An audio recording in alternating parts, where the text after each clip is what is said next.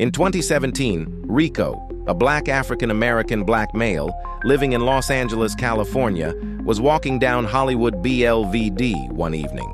The street packed with pedestrians as usual, Rico experienced what seemed like a typical day on the street. Music from every direction, the sound of interesting conversations and small chats fading in and out of Rico's hearing range.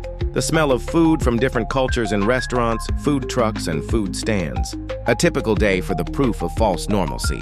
Rico, still in the beginning of his faith journey, was anything but completely distracted by evilness. Rico stopped by the Scientology building located in the heart of Hollywood BLVD and decided to rest on the fence of the courtyard beside it that was owned by the Scientology building.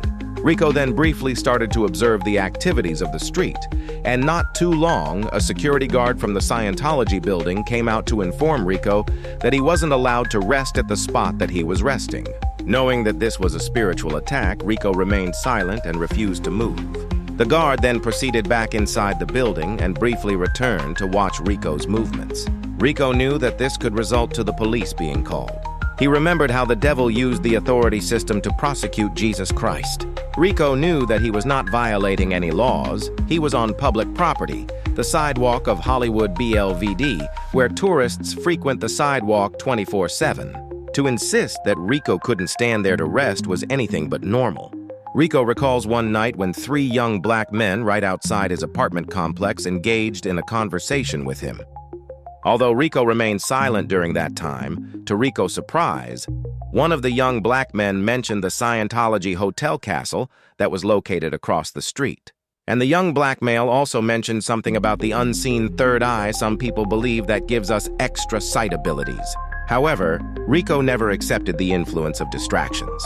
Now, as Rico stands on Hollywood BLVD, he waits with anticipation to see the results of him not moving from his resting spot.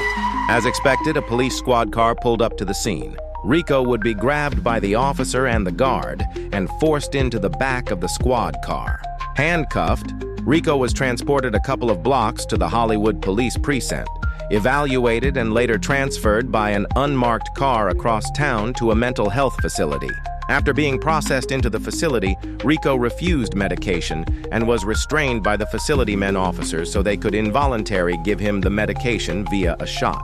Rico would sit in a designated area for patients, where majority of the time he was sleeping via the side effects of the medication. Once Rico would fully overcome the effects, he managed to get released on his own will after speaking with a psychiatric doctor. Upon leaving, Rico had no phone or any way to communicate in order to receive a ride back home. Rico cried outside the facility overwhelmingly, knowing that everything that had just occurred was a spiritual attack to influence his faith into a denial of his faith completely. Rico recalls looking around as he cried, noticing an elderly lady who seemed to be crossing the street, looking at Rico as he cried. The look on her face was as if she was astonished that Rico didn't waver his faith after such an unexpected escalation outside of normalcy. Rico always wondered who the lady was, but only God knows. Rico knew that this was his first time experiencing the reality of what's really operating within the world. He knew that outside of normalcy was a system that will attempt to discredit anyone who seemed to be getting prepared to be called out of the distractions by God. And for Rico, one of the tactics was mental health, to establish the impression that Rico was indeed incompetent and not intelligent enough in warning about such deceptions. They knew people would brush it off as a paranoia symptom. It was like they had planned it from the beginning, an attempt to discredit any possible credibility before a call from God was heard. However, Rico remained in his faith, continuing his growth in God. After crying for a minute or two, Rico began his journey back home on foot. No map, no phone, just God's leadership. As Rico made it a couple blocks, Rico turns around and looks at the sky. A line of thunderstorms was moving in the same direction that Rico was heading.